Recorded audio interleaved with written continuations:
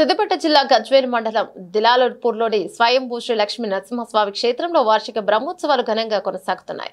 ఉత్సవాలలో భాగంగా ఆలయ ప్రాంగణంలో శనివారం మల్కాజ్గిరి మాజీ ఎమ్మెల్యే మైనంపల్లి హనుమంతరావు చేతుల మీదుగా నాగప్రతిష్ఠ చేశారు. గత ఏడాది లక్ష్మీ నరసింహస్వామి దర్శించుకున్న సందర్భంలో ఇచ్చిన మాట ప్రకారం శనివారం ఆలయ ప్రాంగణంలో నాగప్రతిష్ఠ చేసి మొక్కులు తెచ్చుకున్నారు. కాగా గత 2 రోజులుగా కొనసాగుతున్న బ్రహ్మోత్సవాలలో తిరుమల రంగనాథాచార్యులు వైదిక నిర్వహణలో ప్రతిరోజు ఆలయంలో పురుష సూక్త సహిత మూల మంత్రవాహనములు చేస్తున్నారు.